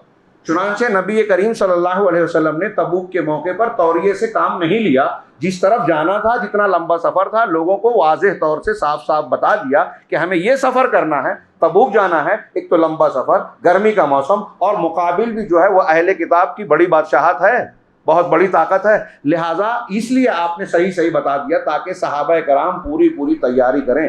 سامان و اسباب کے اعتبار سے بھی، ذہنی اعتبار سے بھی۔ چنانچہ سب لوگ تیاری میں لگ گئے، اور میں نے دیکھا کہ میرے پاس 2 سواریاں ہیں جو کبھی اس سے پہلے نہیں تھی، میرے اچھے کپڑے ہیں، سب کچھ سامان موجود ہے۔ تو میں نے سوچا کہ کوئی بات نہیں، ہر صبح جاتا تو میں سوچتا آج کر لوں گا، کہا کل کروں گا، کل کروں گا، اسی گو مگو میں رہ گیا کہ میں کل تیاری کروں گا اور اللہ کے رسول صلی اللہ علیہ وسلم کے ساتھ چلا جاؤں گا، پھر کل کر لوں گا۔ کاش کہ میں ایسا کر لیتا، لیکن یہ میرے مقدر میں نہیں تھا۔ میں یہ بھی دیکھ رہا تھا کہ شدید گرمی کا موسم، اور ایسے موسم میں کھجوروں کے پکنے کا زمانہ ہوتا ہے عرب میں، تو کھجوریں پک رہی تھی، درختوں کے سائے گھنے اور بڑے ہو چکے تھے۔ میں اسی درختوں کے سائے اور کھیتی کی بنیاد میں لگا رہا، اور روز سوچتا رہا کہ کل جاؤں گا، کہ پھر مجھے پتہ چلا کہ اللہ کے رسول صلی اللہ علیہ وسلم اور صحابہ کرام کوچ کرنے کے لیے تیار ہے۔ میں جانتا تھا کہ اس وقت ایسا کوئی دیوان نہیں تھا جس میں لوگوں کا نام درج کیا جائے، لوگوں کی تعداد بڑی تھی، بہت سارے لوگ تھے، مسلمانوں کی تعداد بڑھ چکی تھی، اور کوئی دیوان یعنی رجسٹر نہیں تھا جس میں لوگوں کا نام درج ہو۔ اس لیے ایک عام آدمی یہ سوچتا تھا کہ اگر اللہ تبارک و تعالیٰ وحی کے ذریعے سے خبر نہ دے تو اللہ کے رسول صلی اللہ علیہ وسلم کو یا کسی کو یہ پتہ نہیں چلے گا کون آیا کون نہیں آیا۔ یہ خیال ہو سکتا تھا، وحی کے بغیر بھیڑ بھاڑ کی وجہ سے پتہ ہی نہیں چلے گا۔ چنانچہ میرے ساتھ بھی ایسا، میں نے بھی یہ سوچا کہ ابھی اللہ کے رسول صلی اللہ علیہ وسلم کا دھیان میری طرف گیا بھی نہیں ہوگا، اور جب کوچ کرنے لگے تو میں نے سوچا چلو آج جا رہے ہیں، میرے پاس تیز رفتار سواری گھوڑا ہے، میں پیچھے سے ایک دوسرے دن نکل کے ان سے مل لوں گا، پھر 1 دن 2 دن 3 دن، یہاں تک کہ اللہ کے رسول صلی اللہ علیہ وسلم اور صحابہ کرام تبوک پہنچ گئے۔ اب میں جب مدینہ میں نکلتا گھر سے باہر تو مجھے یا تو ایسے لوگ دکھائی دیتے جن پر نفاق کا الزام تھا، منافقین کہلاتے تھے، یا وہ لوگ نظر آتے جن کو اللہ تعالیٰ نے معذور کیا ہے، اپاہج ہو گئے ہیں، جنگ میں نہیں جا سکتے، معذور ہیں، اپاہج ہیں، یا تو ایسے اپاہج مسلمان نظر آتے، یا منافقین نظر آتے، یا خواتین۔ کہا مجھے بڑی شرم آتی کہ میرے لیے یہ بری بات تھی۔ اب ابھی میں اسی گو مگو میں تھا کہ اچانک اس سے پہلے کہا کہ اللہ کے نبی صلی اللہ علیہ وسلم نے راستے میں کہیں بھی میرے بارے میں کچھ ذکر اور استفسار نہیں کیا۔ تبوک پہنچنے کے بعد آپ نے سوال کیا ما فعل کعب بن مالک، کعب بن مالک نے کیا کیا؟ آپ نے سوال کیا صحابہ سے، ان کے قبیلے والوں سے، تو کہا بنو سلمہ کے ایک آدمی نے کہا کہ اس کو اس کے کپڑے کی خوبی اور پھلوں کے چکر نے روک رکھا، یعنی مال دولت کے میں مشغول ہے، اسی میں روک رکھا۔ یہ سن کر دیکھیں یہاں صحابی رسول نے نام نہیں لیا، ایک شخص نے کہا برائی کرنی ہے تو نام نہیں لیا، ہمارا معاملہ الٹا ہوتا ہے، ہاں، اور کہا کہ اس پر حضرت معاذ بن جبل رضی اللہ تعالیٰ عنہ نے کہا کہ نہیں، اس نے تم نے غلط بات کہی، اے اللہ کے رسول، اللہ کی قسم ہم نے کعب بن مالک میں کوئی بری بات کبھی نہیں دیکھی۔ آپ خاموش رہے۔ پھر ایک گھوڑا آیا تیز رفتار، دور سے دیکھ کے کہا کہ یہ ابو خیثمہ انصاری ہے، اور وہی تھے۔ خیر، اس کے بعد اللہ کے نبی صلی اللہ علیہ وسلم کے واپسی کی خبر لگی۔ حضرت کعب کہتے ہیں کہ جب میں نے یہ خبر سنی کہ اللہ کے رسول صلی اللہ علیہ وسلم اور لشکر لوٹ رہا ہے تو اب میری بے چینی بڑھ گئی، گھبراہٹ ہونے لگی، اور میں سوچنے لگا کہ آپ کا سامنا کیسے کروں گا، آپ کے سامنے کیا منہ لے کر پیش ہوں گا۔ میں عذر اور بہانے سوچتا رہا، میرے دل میں الگ الگ خیالات آتے، کبھی آتا کہ سچ بولوں گا، کبھی آتا بہانہ کر دوں گا، کوئی عذر تراش لوں گا۔ یہی سب کیفیت رہی کہ پتہ چلا اللہ کے نبی صلی اللہ علیہ وسلم مسجد نبوی میں پہنچ چکے۔ آپ کی عادت مبارکہ یہ تھی کہ جب آپ سفر سے لوٹتے تو سب سے پہلے مسجد میں جاتے، 2 رکعت نماز پڑھتے، نماز پڑھنے کے بعد آپ کچھ دیر تشریف رکھتے، لوگ آتے آپ سے ملاقات کرتے، اس کے بعد آپ جاتے۔ چنانچہ آپ نے 2 رکعت نماز پڑھی اور اس کے بعد لوگوں سے ملنے لگے۔ منافقین جو جنگوں میں جس جنگ میں شریک ہونے پیچھے رہ گئے تھے، انہوں نے بھیڑ کر کے اللہ کے نبی صلی اللہ علیہ وسلم سے اپنی نہ حاضر ہونے کے بہانے شروع کر دیے، قسمیں کھانے لگے، حلف اٹھانے لگے کہ ہم کو یہ عذر تھا، یہ تھا۔ اللہ کے رسول صلی اللہ علیہ وسلم سب کی سنتے جاتے اور کہتے ٹھیک ہے تمہارا معاملہ اللہ کے حوالے، اللہ تمہاری بخشش کرے۔ ان کے عذر کو قبول کیا۔ وہ 80 لوگ تھے جنہوں نے بہانے کیے۔ حضرت کعب کہتے ہیں کہ میں بھی گیا، اللہ کے نبی صلی اللہ علیہ وسلم سے سلام کیا۔ آپ نے غسیلی مسکراہٹ کے ساتھ، ایسے مسکرائے جس کو جو غصے کے ساتھ ہوتی ہے، غسیلی مسکراہٹ کے ساتھ میرے سلام کا جواب دیا، اور پھر کہا کہ میرے پاس آؤ۔ میں آ کر اللہ کے نبی صلی اللہ علیہ وسلم کے سامنے بیٹھ گیا۔ اللہ کے نبی صلی اللہ علیہ وسلم نے پوچھا کہ تم کو کس چیز نے پیچھے رکھا، جنگ میں شریک ہونے یا ہمارے حکم کو ماننے سے؟ کیا تمہارے پاس سواریاں نہیں تھی یا کوئی عذر تھا؟ حضرت کعب کہتے ہیں کہ میں نے آپ کے آنے سے پہلے ہی یہ پکا ارادہ کر لیا کہ آپ سے غلط بات، جھوٹ بات نہیں کہوں گا، بہانے نہیں کروں گا۔ میں نے کہا اللہ کے رسول، اللہ کی قسم، آپ کے علاوہ دنیا کا کوئی بھی انسان ہوتا تو میں اس کے سامنے بہانہ بنا کر اپنا عذر پیش کر دیتا اور منا لیتا۔ اللہ نے مجھے بحث کرنے کی اور گفتگو کرنے کی صلاحیت دی ہے، میں جھگڑا اور بحث تکرار کر سکتا ہوں، میں آپ کے سامنے بھی عذر پیش کر سکتا تھا، لیکن اللہ کے رسول میں جانتا ہوں کہ آج اگر بہانہ کر کے میں آپ کو راضی کر لوں تو کبھی نہ کبھی آگے چل کے اللہ رب العالمین میرے بارے میں خبر دے کے آپ کو مجھ سے ناراض کر دے گا اور میرا برا ہوگا۔ اور اگر آج میں آپ سے سچ کہتا ہوں تو آج مجھ سے آپ ناراض ہو سکتے ہیں، لیکن مجھے اللہ کی ذات سے امید ہے کہ وہ میرے لیے کشادگی پیدا کرے گا۔ اللہ کے رسول یہ بالکل سچ ہے کہ میرے پاس نہ جانے کا کوئی عذر نہیں تھا، میرے پاس 2 سواریاں تھی، کپڑے تھے، سب کچھ تھا، میں نے کوتاہی کی جو آپ کے پیچھے رہ گیا، شریک نہیں ہو سکا۔ اللہ کے رسول نے سنا کہ اما صاحبکم ھذا فصدق، انہوں نے سچ کہا ہے اور کہا کہ لوگ اس سے الگ رہیں۔ کعب بن مالک سے کہا کہ ٹھیک ہے تم جاؤ، انتظار کرو جب تک اللہ تعالیٰ کوئی فیصلہ تمہارے بارے میں نہیں کرتا، تم انتظار کرنا۔ کہا میں وہاں سے اٹھا، لوگوں کو آپ مجھ سے کٹنے کا حکم دے دیا۔ ابھی اٹھ کر کچھ قدم چلا تھا کہ بنو سلمہ کے کچھ لوگ، ان کے قبیلے کے لوگ آئے اور کہا کہ ارے تم کیسے آدمی ہو، تم نے اس سے پہلے کبھی کوئی غلطی گناہ اس طرح کا کیا نہیں کہ اللہ اور رسول ناراض ہو، تو چلو کوئی بہانہ بنا دیتے، تمہارے لیے یہی کافی تھا کہ تم اپنے گناہ کے لیے اللہ کے رسول صلی اللہ علیہ وسلم سے استغفار کروا لیتے، مغفرت کی دعا کروا لیتے، تمہارا گناہ معاف ہو جاتا۔ کہا مجھ کو میرے سچ بولنے پر میرے قریبی لوگ، رشتہ دار لوگ اتنا بولے کہ میں نے سوچا جا کے اپنی بات کو رد کر دوں رسول اللہ صلی اللہ علیہ وسلم کے پاس، لیکن میں نے رک کر سوال کیا کہ کیا میرا جیسا معاملہ ہے کسی اور کا بھی ہوا ہے؟ تو لوگوں نے کہا ہاں 2 افراد ہیں۔ کہا کیا ہوا؟ کہا انہوں نے بھی تمہاری ہی طرح جواب دیا اور ان کے بارے میں بھی رسول اللہ صلی اللہ علیہ وسلم نے تمہاری ہی طرح فیصلہ کیا، اللہ کے حوالے کیا اور لوگوں سے کہا کہ ان سے ہٹ جاؤ، کٹ جاؤ۔ کہا وہ 2 افراد کون ہیں؟ کہا ہلال ابن امیہ اور مرارہ بن ربیع، یہ 2 شخصیتیں ہیں۔ حضرت کعب کہتے ہیں کہ یہ دونوں بزرگ تھے، نیک تھے، اور دونوں غزوہ بدر میں شریک ہونے والے صحابی تھے، بدری صحابی تھے۔ ان کے اندر میرے لیے نمونہ تھا۔ جب میں نے سنا کہ ان کا معاملہ ایسا ہے تو یہ تو بوڑھے ہیں، میں تو نوجوان ہوں، لہٰذا میں نے کہا کہ جو اللہ کا فیصلہ ہوگا میں نہیں کروں گا۔ میں اپنے موقف پر جمع رہا اور میں آگے بڑھ گیا۔ اب اس کے بعد حضرت کعب بن مالک جو رودات بیان کرتے ہیں، وہ کہتے ہیں کہ اب مدینہ ہمارے لیے وہ شہر، وہ بستی، وہ گھر تھا ہی نہیں، مجھے اپنا یہ گھر لگ ہی نہیں رہا تھا، اجنبی ہو گیا، اپنوں کے بیچ اجنبی۔ اللہ کے رسول نے کہہ دیا ان سے کٹ گئے، سارے لوگ کٹ گئے۔ میں سلام کرتا کوئی جواب نہیں دیتا، میں بات کرتا کوئی مجھ سے مخاطب نہیں ہوتا۔ ہاں میں لوگوں میں چلتا پھرتا۔ میرے جو 2 ساتھی تھے، ہلال بن امیہ اور مرارہ بن ربیع، یہ دونوں بوڑھے تھے، گھر میں بیٹھے تھے، عاجز تھے، یہ مسلسل روتے رہے، توبہ کرتے رہے، لیکن میں نوجوان تھا۔ حضرت کعب کہتے ہیں 50 دنوں تک وہ لوگ گھروں میں رہے، میں لوگوں کے درمیان جاتا تھا، میں ٹہلتا تھا، پھرتا تھا، بازاروں میں، مسجدوں میں، میں اللہ کے رسول صلی اللہ علیہ وسلم کی مسجد میں جا کے نماز پڑھتا، کوئی مجھ سے بات نہیں کرتا، میں خاص طور سے دھیان دیتا کہ رسول اللہ صلی اللہ علیہ وسلم صحابہ کرام میں بیٹھے نماز کے بعد بات کر رہے ہیں تو میں جا کے سلام کرتا اور گھورتا کہ اللہ کے رسول صلی اللہ علیہ وسلم کے لب مبارک میرے جواب میں ہلتے ہیں نہیں ہلتے۔ پھر میں آپ کے پاس نیت باندھ لیتا کہ نماز پڑھوں، اور نماز پڑھتے ہوئے ترچھی نگاہوں سے، دزدیدہ نگاہوں سے دیکھتا کہ کیا آپ مجھے دیکھ رہے ہیں۔ میں نے محسوس کیا، دیکھا کہ جب میں نماز پڑھتا ہوتا تو اللہ کے رسول صلی اللہ علیہ وسلم میری طرف دیکھتے تھے، جب میں سلام پھیر کر آپ کی طرف متوجہ ہوتا اللہ کے رسول منہ پھیر لیتے، چہرہ گھما لیتے تھے، میری طرف نہیں دیکھتے، مجھے تکلیف ہوتی، میں گھر سے نکل جاتا۔ کہا اسی کیفیت میں تھا، ایک دن مجھ سے برداشت نہیں ہوا، میں ابو قتادہ کے باغ میں پیچھے کی دیوار پر چڑھ کر پیچھے سے داخل ہوا۔ ابو قتادہ موجود تھے، یہ انصاری صحابی ہیں، تو کہتے ہیں کہ وہ میرے چچا زاد بھائی بھی تھے اور میرے محبوب ترین شخص تھے۔ میں ان کے سامنے جا کے سلام کرتا ہوں، اللہ کی قسم انہوں نے میرے سلام کا جواب نہیں دیا۔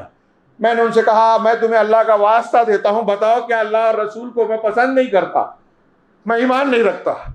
ابو قتادہ خاموش رہے، پھر میں نے قسم دی، پھر پوچھا، تیسری مرتبہ قسم دی تو انہوں نے اتنا کہا کہ اللہ اور اس کے رسول بہتر جانتے ہیں۔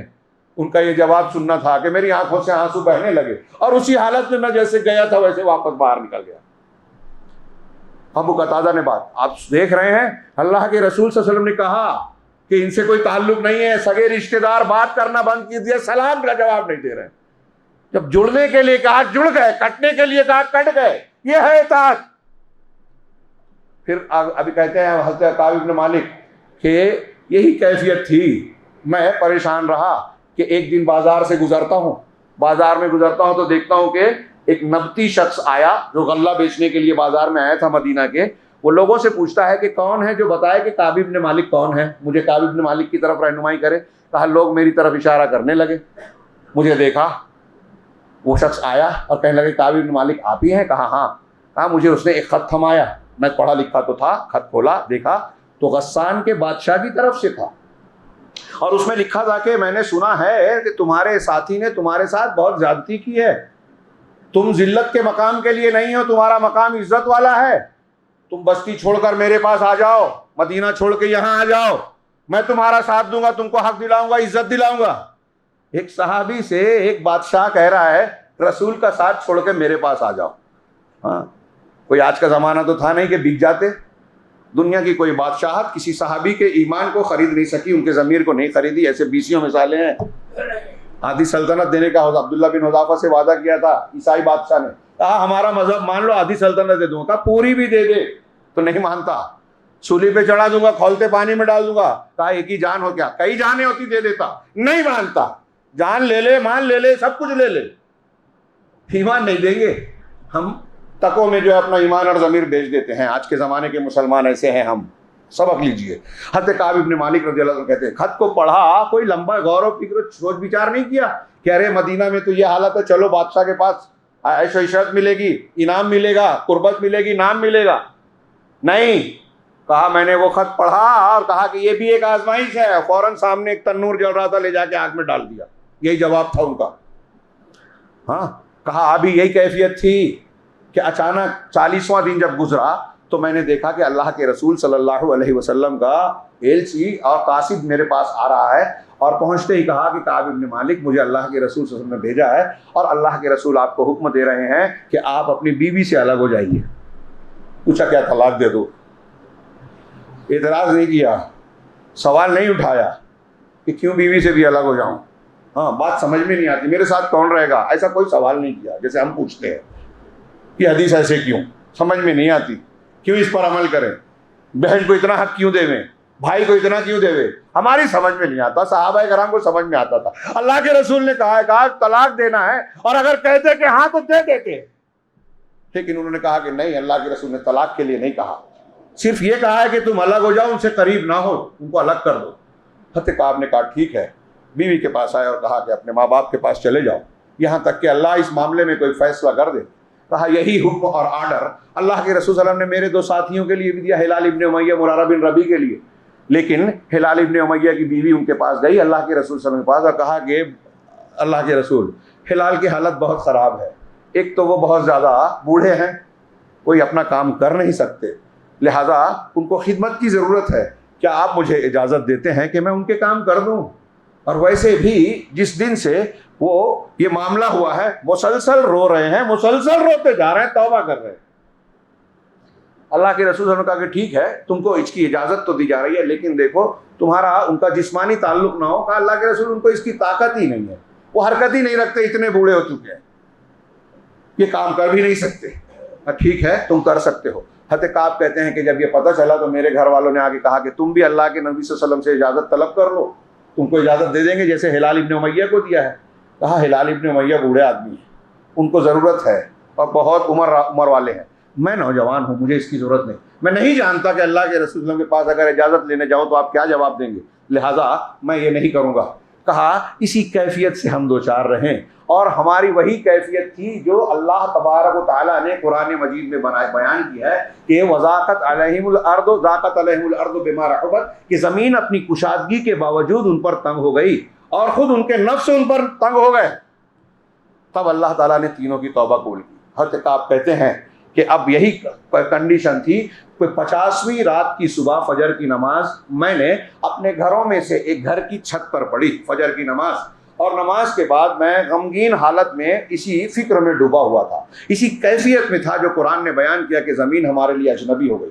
پورا مدینہ ایک آدمی سلام کرنے والا، سلام کا جواب دینے والا نہیں، بات کرنے والا نہیں۔ سوچئے تھوڑی دیر کے لیے آپ یہاں رہتے ہیں حیدرآباد میں، اس مسجد میں، اس محلے میں، کوئی آپ سے بات نہ کرے، کیسا لگے گا؟ اللہ کے رسول کا حکم تھا، عمل کرنے والے اور جن کے ساتھ ہو رہا ہے سب قبول کر رہے ہیں، بائیکاٹ کیا، اس سے گناہ کر اصلاح کے لیے بائیکاٹ کی بھی کبھی کبھی یعنی ثبوت ملتا ہے، لیکن اس کے شروط ہیں، ایک آدمی نفس کے لیے نہیں دین کے لیے کرے۔ خیر، تو حضرت کعب کہتے ہیں کہ 50ویں صبح فجر کی نماز کے بعد میں اسی غم میں بیٹھا ہوا تھا کہ اچانک सिला की पहाड़ी से एक जोरदार आवाज आई कि अब शिर या काब अपने मालिक, अरे काब इब्न मालिक खुश हो जाओ। कहा मैंने आवाज सुनी और सजदे में गिर पड़ा, मैं जान गया कि अल्लाह की तरफ से कुशादगी आ गई है। क्यों? जिस मदीना में कोई सलाम करने वाला नहीं, वहां एक चीख मारकर मुझको खुशखबरी दे रहा है, इसका मतलब मेरी तौबा कबूल हो चुकी है। कहा मैं जैसे ही मैंने सुना मैं सजदे में गिर गया। मुसलमान खुश होता है तो अल्लाह के सामने झुकता है, इतराता नहीं, हंगामा नहीं मचाता, ढोल ताशे और दिखावा नहीं करता, बल्कि अल्लाह के सामने सजदा करता है। ईद के दिन खुशी होगी तो सजदा करना है। और कहा फिर एक असलम कबीले का एक आदमी तेज रफ्तार घोड़े पर दौड़ा चला आया मुझको खुशखबरी देने के लिए, लेकिन आवाज़ घोड़े से ज़्यादा तेज़ होती है। जिसने आवाज़ लगाई थी उसकी आवाज़, उसकी खुशखबरी मुझे पहले पहुंची थी, मैं उसको पहचानता था। जब वो मुझे मिला तो मैंने अपने बदन का जोड़ा दूसरे से अपने लिए, उस वक्त मेरे पास मेरी जो मिल्कियत थी सिर्फ मेरे तन का जोड़ा ही था, कपड़ा था, मैंने वो कपड़ा उठाकर उन्हें तोहफे में दे दिया। मुसलमान खुश होता है तो सदका देता है, तोहफा देता है, सजदा करता है, पर अल्लाह के लिए, बंदों के लिए तोहफे देता है। हाँ, उन्होंने अपना कपड़ा दे दिया और कहा उस दिन मैंने एक दूसरे से आरियतन कपड़ा लेकर अपने आप पर पहना। अब मैं घर से निकला कि रसूलुल्लाह सल्लल्लाहु अलैहि वसल्लम से मुलाकात करूं, तो रास्ते में लोग फौज दर फौज, गुरोह दर गुरोह, जमात दर जमात मुझसे मिलते जा रहे हैं, मुझे मुबारकबाद दे रहे हैं। कल तक सलाम कोई नहीं कर रहा है, जवाब कोई नहीं दे रहा है, बात कोई नहीं कर रहा है, अब लोग मुबारकबाद दे रहे हैं। मुसलमान खुश होता है तो दूसरे मुसलमानों को खुश होना चाहिए, मुबारकबाद देना चाहिए। सहाबा का मुआशरा ऐसा था। कहा हिलाल इब्न उमय्या और मुरारा बिन रबी के पास भी लोग दौड़े गए, उनको भी खुशखबरी सुनाई कि अल्लाह ने तुम्हारी तौबा कबूल कर ली, तुम्हारे लिए मुबारक हो। हज़रत काब कहते हैं कि मैं लोगों से मिलता मिलाता मस्जिद नबवी तक पहुंचा। अल्लाह के रसूल सल्लल्लाहु अलैहि वसल्लम मस्जिद नबवी में अपने कुछ सहाबा मुहाजिरीन और अंसार के साथ तशरीफ़ फरमा थे।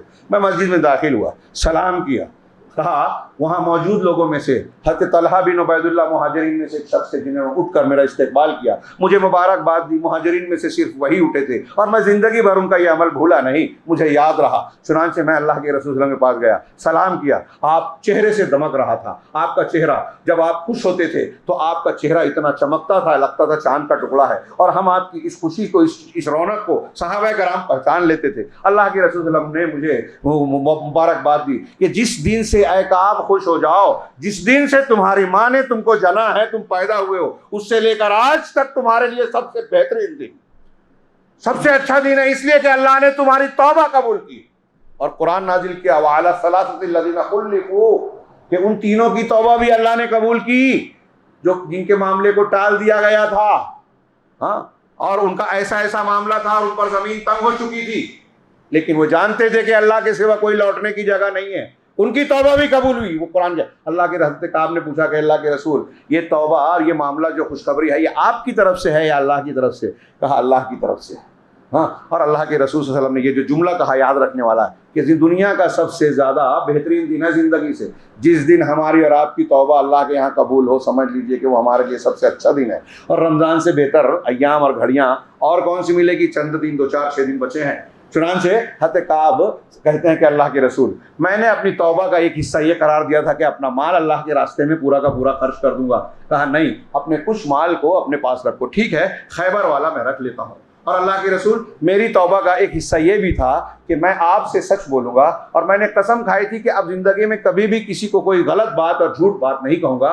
लिहाजा अल्लाह के रसूल सल्लल्लाहु अलैहि वसल्लम ने मुझे, अल्लाह ने सच बोलने का जो इनाम मुझे आज दिया है, मैं किसी भी दूसरे शख्स को शायद सच बोलने का ऐसा बड़ा इनाम ना मिला हो। और कहा कि मैंने जिस दिन से ये कसम खाई थी उस दिन से आज तक मैंने कोई झूठ जानते बूझते बोला नहीं है, और मुझे उम्मीद है कि मरने तक भी मैं नहीं बोलूँगा। अगर हमने सच ना बोला होता तो आज हमारा भी वही हाल होता। अल्लाह ने हमारी तारीफ की, तौबा को कबूल किया, लेकिन इसके साथ ही उन लोगों को जिन्होंने झूठा उज़्र पेश किया था, बहाने किए थे, झूठी कस्में खाई थी, अल्लाह रब्बुल आलमीन ने उनकी सरजनिश की, उनकी मजम्मत की और उनका भांडा फोड़ा। अल्लाह के रसूल सल्लल्लाहु अलैहि वसल्लम से कहा कि ये लोग आके आपसे कस्में खा के झूठ बोलते हैं, जबकि ये ऐसे ऐसे हैं, इनको उज़्र नहीं था। तो हमने सच बोला, अल्लाह ने शुरू में नाराजगी और बायकाट वाला मामला हुआ, लेकिन तौबा कबूल हुई। जिन लोगों ने झूठ बोला उनसे शुरू में अल्लाह के रसूल और दीगर मुसलमान राजी हो गए, लेकिन अल्लाह तबारक व तआला ने उनको बेइज्जत और रुसवा कर दिया। लिहाजा अल्लाह के रसूल, अल्लाह ताला की उन आयतों में भी है कि आप लोग हमेशा सच बोलें और सच्चे लोगों के साथ रहें।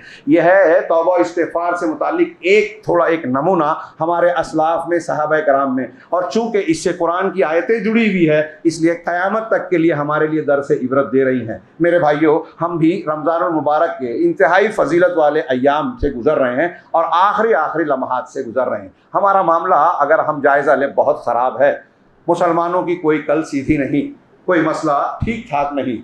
ہاں, برتن کا ڈبے کا ہر حصہ جو ہے وہ پچھتا ہوا ہے, اور ہر شخص اپنی اپنی عقل سے اپنی اپنی باتیں راگ الاپتا ہے. حل کوئی نہیں نکلتا, کوئی سیاسی اسٹیج پر, کوئی تعلیمی معاملے میں, کوئی معاشی طور پر, کوئی کہیں, اور کوئی اتحاد و اتفاق نہیں ہے, یکجہتی نہیں ہے, تربیت نہیں ہے. اپنے نوجوانوں کی, اپنے بچوں کی ہم فکر کرتے ہیں, لیکن ان کے لیے بھی کوئی ایسا ڈھانچہ بنا کر دیتے نہیں ہیں کہ ہم ان کا مستقبل, ان کا ایمان, ان کا دین آگے محفوظ رہے. دین کی حفاظت کی فکر کیجئے, ساری چیزیں خود بخود اللہ محفوظ کر دے گا. اب میرے پاس وقت نہیں ہے, کافی وقت زیادہ ہو چکا ہے. ہاں, لیکن میں عرض کرنا چاہوں گا کہ اس آخری ایام اور لمحات کو غنیمت جانتے ہوئے ہمیں چاہیے کہ ہم سچے دل سے توبہ کریں. اللہ رب العالمین گناہوں سے توبہ کرتے ہوئے اللہ سے یہ توفیق مانگے کہ ہم اس کے دین سے وابستہ ہو جائیں گے اور دین کے تقاضوں کو, حقوق کو سمجھیں گے. اس ماہ مبارک میں قرآن نازل ہوا, قرآن کی برکتیں ہیں, اور متقیوں کے لیے ہدایت ہے, متقیوں کے لیے دنیا اور آخرت میں کامیابی ہے. ہم کو اللہ متقی بنا دے, یہ کوشش ہونی چاہیے. اور یہ کوشش ہونی چاہیے کہ اللہ تبارک و تعالی ہم کو قرآن پر چلنے والا انسان بنائے. قرآن کو اختیار کر لیجئے, اپنے بچوں کو قرآن کے مطابق سکھائیے, تربیت کیجئے. آپ ڈاکٹر بنائیں نہ بنائیں, انجینئر بنائیں نہ بنائیں, بنائیے, لیکن آپ توحید والا ضرور بنائیے. آپ نے سب کچھ دنیا کا دے دیا اپنے بچوں کو, اگر توحید نہیں دی, توبہ استغفار کی تعلیم نہیں دی, بشری تقاضوں سے پلٹ کر اللہ کے جناب میں آنے کی صلاحیت اور جذبہ نہیں دیا, تو آپ نے اپنے بچوں کو کچھ نہیں دیا. آپ نے اپنے بچوں کے ساتھ دشمنی کی. قوا انفسکم واہلیکم نارا وقودها الناس والحجارہ. اے لوگو, تم اللہ کے اپنے آپ کو اور اپنے اہل و عیال کو جہنم کی آگ سے بچاؤ, جس کا ایندھن انسان ہے اور پتھر ہیں, لوگ ہیں اور پتھر ہیں. اللہ رب العالمین سے توبہ کیجئے. حضرت ابو موسیٰ اشعری کی بخاری مسلم کی روایت ہے, اسی پر بات کو ختم کروں گا. اللہ تعالیٰ وہ کہتے ہیں کہ اللہ کے رسول صلی اللہ علیہ وسلم نے فرمایا, ان اللہ یبسط یدہ لمسیء اللیل لیتوب مسیء اللیل, کہ اللہ تبارک و تعالیٰ دن میں اپنے ہاتھ کو پھیلاتا ہے تاکہ رات کے گنہگار کی بخشش فرما دے, اور رات کو اپنے ہاتھ کو پھیلاتا ہے تاکہ دن کے گنہگار کو بخشش فرما دے. اللہ تبارک و تعالیٰ نے توبہ کا دروازہ کھلا رکھا ہے. نبی کریم صلی اللہ علیہ وسلم کی صفات میں سے کہ ایک نام آپ کا ناموں میں سے ہے نبی التوبہ, توبہ والے نبی جو توبہ کی تعلیم لیا ہے. ہم مسلمان ہیں, ہم کو یہ تعلیم سیکھنا چاہیے, اپنے گناہوں کی بخشش مانگنی چاہیے, اللہ کے سامنے گڑ گڑانا چاہیے, اشک ندامت بہائیے. آپ دیکھیے کہ کون سا مسئلہ ایسا ہے جو اللہ کے جناب سے حل نہیں ہوتا. اللہ رب العالمین سے دعا ہے کہ وہ ہمیں توحید پر چلنے والا, توبہ کرنے والا, سچا پکا مسلمان بنائیں, توبت نصوح کی توفیق عطا فرمائیں. اور اس رمضان المبارک کے اخیر میں رب العالمین اس کے جاتے جاتے ہمیں ایسا بنا دے کہ وہ ہمیں بھی ان خوش قسمت لوگوں میں شامل کر دے جو جہنم کے آزادی پاتے ہیں اس ماہ مبارک میں. ہر رات جنہیں اللہ آزاد کرتا ہے, تو جہنم سے اللہ ہمیں آزادی عطا فرمائے, برزخ کے عذاب سے بھی محفوظ فرمائے, اور دنیا میں بھی مختلف فتنے خطرے جو ہمارا تعاقب کر رہے ہیں, ہمارے دشمن جو ہمارے خلاف منصوبے سازشیں اور کوششیں کر رہے ہیں, پروردگار ان سب سے ہماری حفاظت فرمائے, مسلمانوں کی اصلاح فرمائے. ہمارے اندر دعاؤں کی قبولیت کے نہ ہونے, دعاؤں کے قبول نہ ہونے کی جو اسباب ہیں, رب العالمین توفیق دے کہ ان اسباب کو ہم ختم کریں اور اس لائق بن جائیں کہ پروردگار ہماری دعاؤں کو قبول کرے. رمضان غیر رمضان میں مسلمانوں کو, وہ یہاں ہو, فلسطین میں ہو, دنیا کے کسی بھی خطے اور حصے میں ہو, رب العالمین ان سب کی مدد فرمائے, دشمنوں سے حفاظت فرمائے, ظالموں کو اللہ توڑ دے, ان پر اپنے عذاب کو نازل کرے اور ان کی طاقت کو بکھیر دے, اور مسلمانوں کی حفاظت فرمائے. اللہ رب العالمین سے دعا ہے کہ وہ ہمیں دنیا اور آخرت میں ہر فتنے اور ہر عذاب سے بچا کر کامیابی سے ہمکنار کرے. وآخر دعوانا ان الحمد للہ رب العالمین. بارک اللہ لنا ولکم فی القرآن المجید ونفعنا وإیاکم بالآیات والذکر الحکیم. انہ تعالی جواد کریم ملک بر رحیم رب الحلیم.